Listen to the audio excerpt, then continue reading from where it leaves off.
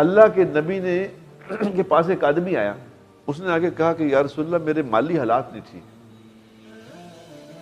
تو میں نے شروع میں جب لگا نا تبلیغ کی طرف تو مالی حالات بڑے خراب ہو گئے تھے. مالی کام چھوڑا تو مجھے نا میں طارق میر صاحب سے کہا، طارق میر صاحب سے کوئی دوستی تھی، ان سے ملتے گلتے تھے. میں نے ان سے کہا، میں کہ یار مولوی صاحب مالی حالات بڑے ماڑے نہیں یار، کی کریے،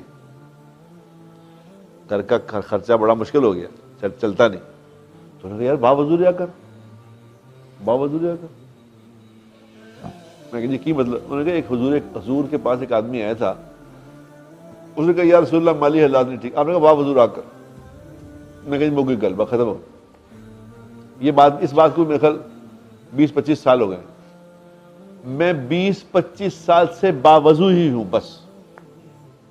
بس میرا وضو ٹوٹتا ہے صرف سوتے وقت یا باتھ روم جاؤں.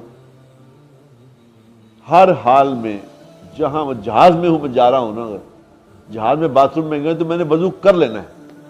لیکن جہاز میں وضو کرتے ایسے وضو نہیں کرنا کہ بعد پتہ لگے کہ کوئی وضو کر گیا تھے. مجھے ابھی ایئر ہوسٹس نے کہا، میں سعودی ایئر لائن میں آیا تھا تو مجھے اس نے کہا کہ آپ نے وضو کیا ہے؟ میں نے کہا. تو کہتی وہ یہاں فرش پہ پانی نہیں گرانا ہوتا. میں کہا ادھر آ. میں نے باتھ روم کا دروازہ کھولا، میں کہا بتا کیا. لش فرق، صاف، ہر چیز صاف. اس نے مجھے سلوٹ مارا. اس نے کہا ایسا ہونا چاہیے مسلمان کو. لوگ یہاں وضو کرتے ہیں تو پتہ لگتا ہے کہ وضو کر کے.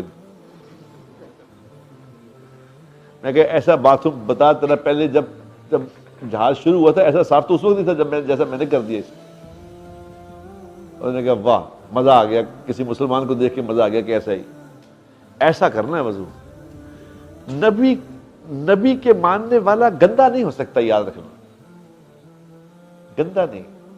نبی کی زندگی پاک ہے اور صاف ہے.